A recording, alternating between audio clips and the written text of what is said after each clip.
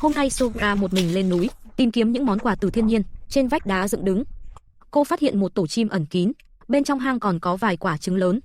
Sáng hôm đó Sogra đã chuẩn bị xong hành trang, dặn dò các con ở nhà đừng chạy lung tung. Cô quyết định lên núi thử vận may, xem có thể mang về cho gia đình chút tiếp tế gia hồn hay không. Zainab và Fatima đều đã đến trường. Gánh nặng mưu sinh của gia đình lại đặt cả lên vai Sogra. Trước khi đi, anh quay phim nhờ bé Yasin nhảy múa một đoạn cho mọi người thêm vui. Yasin thì chưa bao giờ ngại ống kính, cậu bé lập tức lắc lư nhảy múa. Trong gia đình này, Yasin chính là cây hài không thể thay thế. Chỉ cần có cậu bé ở đó, những ngày tháng khô khan cũng thêm vài tiếng cười.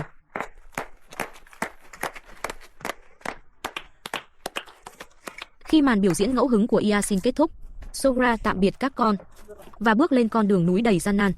Mục tiêu của cô rất rõ ràng là vùng núi cao hơn. Cô men theo sườn núi gồ ghề mà đi lên.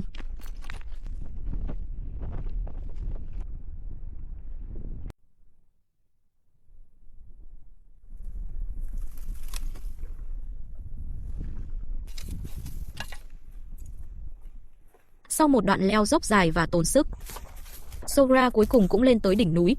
Đứng trên mép vực, dưới chân là vực sâu thăm thẳm. Nơi đây là trung tâm của núi non, vừa tĩnh lặng vừa hiểm nguy. Lúc này cô phát hiện bên dưới vách núi dường như có thứ gì đó. Cô vội men theo sườn núi xuống xem xét. Trước mắt là một cây cổ thụ kiên cường mọc giữa khe đá. Tiến lại gần nhìn kỹ, trên cành treo một khối màu đỏ. Hình dạng méo mó, giống như mô hình của một loại virus cổ xưa, bị phóng đại lên rất nhiều lần. Đây không phải quả dại ăn được mà là trùng dẫn, một dạng biến dị thực vật do côn trùng ký sinh gây ra. Nó giống như một khối u đỏ treo trên ngọn cây, bên ngoài rực rỡ nhưng bên trong lại nuôi dưỡng những sinh mệnh li ti.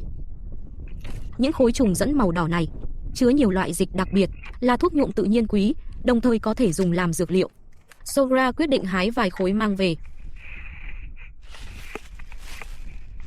Sau khi cất gọn những món quà núi rừng màu đỏ, Sogra tiếp tục men theo mép vực tiến về phía trước, hy vọng sẽ còn gặp thêm may mắn. Xem liệu có thể tìm được chút thảo dược nào không, hoặc bất cứ thứ gì có thể giúp trang trải cho gia đình. Thế nhưng, mùa này lại không hề ưu ái người du mục. Mùa đông sắp tới, núi rừng đã thu lại sự hào phóng của mình. Phần lớn thảm thực vật vốn xanh tốt nay đã héo tàn. Trên những vách đá hoang vắng này, muốn có thêm thu hoạch, không chỉ cần đôi mắt tinh tường, mà còn cần sự kiên nhẫn rất lớn.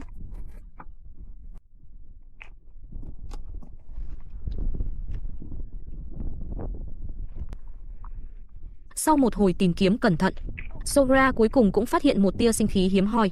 Đó là một cây thảo dược hoang dã quý giá. Với Sogra, người am hiểu cây cỏ núi rừng, đây là phương thuốc tốt để chữa những bệnh đau vặt. Cô cẩn thận hái phần cần thiết, chỉ lấy đúng thứ mình cần và giữ lại phần gốc rễ. Đó là cách người du mục gìn giữ giao ước cổ xưa với thiên nhiên. Chỉ cần rễ vẫn còn, đến mùa xuân năm sau, nơi đây sẽ lại nảy mầm hy vọng mới. Sau khi thu hái xong tại khu vực này, Sogra đeo túi vải chậm rãi quay lại đỉnh núi, chuẩn bị tiến đến điểm tiếp theo. Dãy núi Zagros hùng vĩ, những năm trước từng là nguồn nước nuôi dưỡng vạn vật, nhưng năm nay dường như bầu trời đã quên mất mảnh đất này. Sự thiếu hụt mưa nghiêm trọng đã gây ra một đợt hạn hán hiếm thấy trong nhiều năm. Với những người du mục trên núi, mỗi lần thiên nhiên đổi mặt đều là một thảm họa sinh tồn. Đặc biệt với những gia đình như Sogra có tới 7 đứa con phải nuôi, cuộc sống năm nay càng thêm khắc nghiệt. Để chiếc túi trống rỗng có thêm chút trọng lượng, Sogra quyết định liều một phen. Cô bắt đầu men xuống vùng lõi sâu của thung lũng. Đây là con đường mà thậm chí cả thú rừng cũng phải chần chừ. Nhưng dưới sức ép của hạn hán, nguy hiểm đã trở thành con đường sống còn. Sau khi xuống được an toàn, Sogra bắt đầu tìm kiếm dọc theo lối mòn hẹp treo lơ lửng giữa không trung. Mỗi khe nứt của những tảng đá nơi đây đều có thể là một hệ sinh thái thu nhỏ. Cô buộc phải quan sát kỹ từng khe đá ẩn khuất. Cô đang tìm kiếm những bí mật mà ngọn núi cất giấu. Có thể là một cây thuốc còn sống sót trong bóng râm, hoặc cũng có thể là một tổ chim ẩn sâu trong khe đá.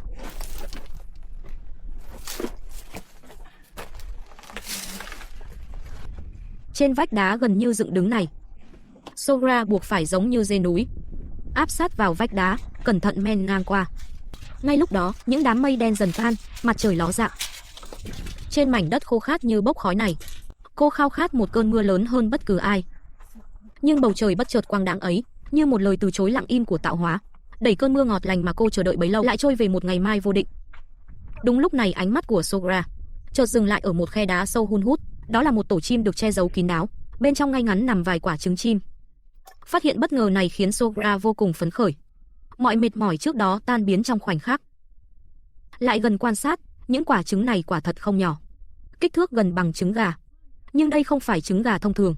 Dựa vào màu trắng tinh khiết của chúng và vị trí tổ nằm trên vách đá dựng đứng này, có thể suy đoán đây là trứng của loài chim săn mồi, rất có khả năng là trứng của loài cú mèo. Đối diện với món quà bất ngờ này, Sogra không để lòng tham chi phối. Cô chỉ lấy đi 2 quả trứng. Những quả còn lại được cô giữ nguyên trong tổ. Chờ chim mẹ quay về tiếp tục ấp ủ.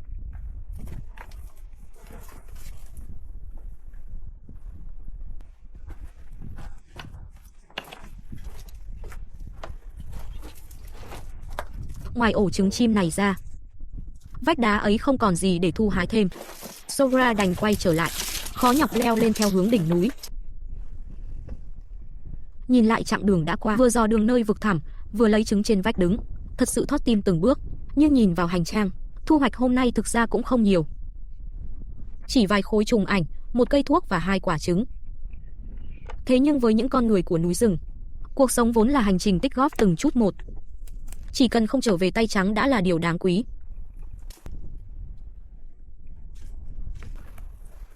Sogra quay trở lại đỉnh núi.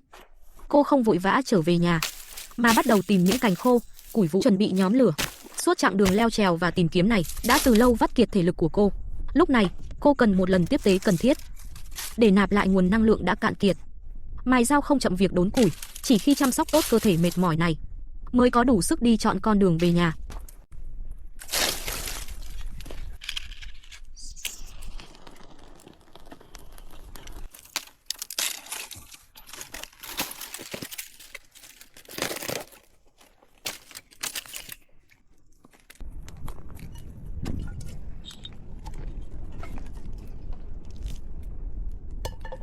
Sogra trước tiên đun một ấm trà, sau đó bắt đầu chuẩn bị bữa trưa. Cô lấy ra 2 củ hành tây mang theo từ nhà, rồi trực tiếp vùi chúng vào đống cho nóng rực. Đó chính là nguyên liệu cho bữa trưa hôm nay, dù đơn giản, nhưng lại là sự an ủi chân thật nhất giữa núi rừng. Đối với những người du mục đang đói cồn cào, chỉ cần có lửa, trà nóng và thức ăn nóng, thì cảm giác no đủ giản dị này đã đủ để chống lại cơn gió lạnh buốt trên đỉnh núi. Khi đống cho dần nguội đi, món chính của bữa trưa cuối cùng cũng sẵn sàng. Những củ hành được nướng ở nhiệt độ cao đã mất đi vị cay nồng, chỉ còn lại vị ngọt đậm đà. Cuộn bánh hành tây này chính là trên đỉnh núi hoang vu này bữa ăn khiến người ta an tâm nhất. Sau khi ăn trưa xong, Sogra đổ phần nước sạch còn lại lên than hồng, để lửa hoàn toàn tắt lịm trong yên lặng, rồi đeo túi vải lên đường trở về nhà. Khi Sogra kéo lê thân thể mệt mỏi trở về trại địa, bọn trẻ ngoan ngoãn ngồi dưới bóng cây trước nhà, chờ đợi mẹ trở về.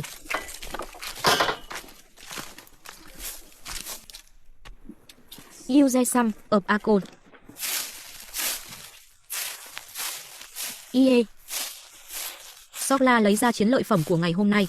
Nhìn thấy 2 quả trứng chim to lớn, bọn trẻ vô cùng thích thú. Đây là lần đầu tiên chúng thấy thứ lạ lẫm như vậy. Thấy Zara vẫn không ngừng quét lá rụng, Sogra bảo con dừng lại, bởi chỉ cần lá trên cây chưa rụng hết thì mặt đất này sẽ không bao giờ quét xong. Sogra mang về 2 quả trứng không phải để ăn. Cô dự định đặt chúng vào chuồng gà để ấp nhờ. Nếu may mắn đủ đầy, vài tuần sau, gia đình sẽ đón chào 2 sinh linh mới với chiếc và những người bạn đặc biệt với móng vuốt dựng đứng. Dù việc ấp nở loài chim hoang dã này đầy dẫy điều, nhưng để giữ lại ánh sáng trong đôi mắt trẻ thơ, Sogra sẵn sàng thử một lần. Sau một lúc nghỉ ngơi ngắn, tiếp theo là trọng trách xây dựng tổ ấm. Hossein đẩy chiếc xe cút kít, cùng với Yasin vận chuyển vật liệu vào trong nhà. Ôi, trời ơi!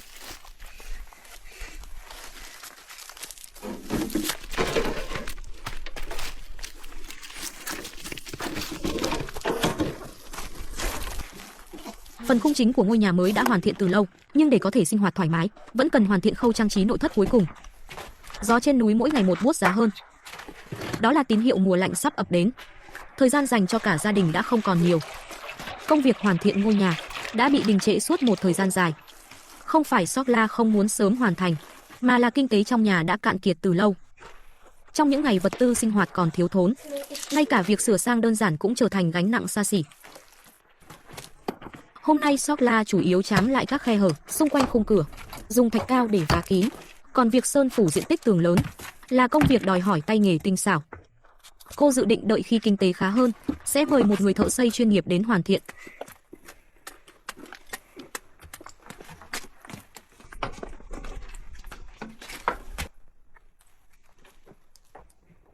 Yasin và Hossein đem đống lá khô đã gom được đổ trước cửa, chuẩn bị nhóm lửa để chống lại cái lạnh nơi núi rừng. Thế nhưng thứ khiến người ta lạnh nhất không phải là bầu trời âm u này, mà là trang phục trên người bọn trẻ. Hossein vậy mà vẫn mặc áo phông tay ngắn. Ba chị em cũng chỉ đi những đôi dép lê mỏng manh, hở gió. Không khỏi thán phục, những đứa trẻ lớn lên giữa núi rừng này có sức chịu lạnh vượt xa người thường. Khi đống lửa bùng lên, những ngọn lửa nhảy múa ấy cũng thắp sáng cảm hứng nghệ thuật trong Yasin. Cậu bắt đầu lắc lư cơ thể theo nhịp, ra dáng ra vẻ nhảy múa quanh đống lửa. Leo núi.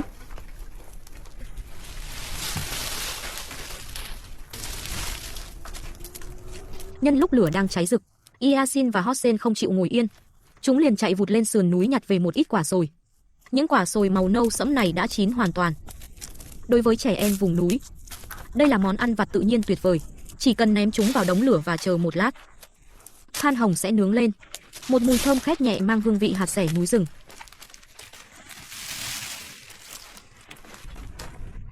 Chẳng mấy chốc, một mùi hương hạt béo ngậy lan tỏa trong không khí.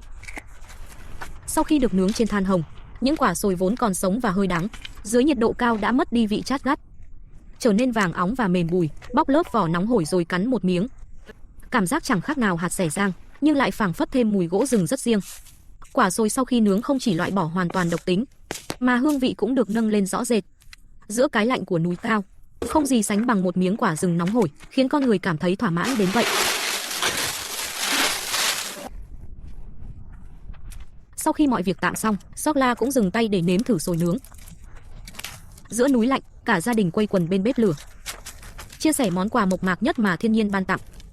Đừng bao giờ xem thường những quả sồi nhỏ bé này. Tại dãy núi Zagros, chúng được gọi là bánh mì của cây sồi, là lương thực linh hồn được truyền lại qua nhiều thế hệ du mục.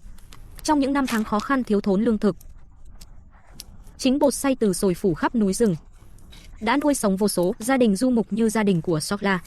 Nhìn ra toàn thế giới, trước khi loài người biết trồng lúa mì và lúa nước, quả sồi từng là lương thực chủ yếu của phần lớn nhân loại trên khắp địa cầu, từ bộ lạc thổ dân châu Mỹ cho đến bàn ăn châu Á. Loại siêu hạt giàu tinh bột này đã nuôi dưỡng tuổi thơ của nhân loại,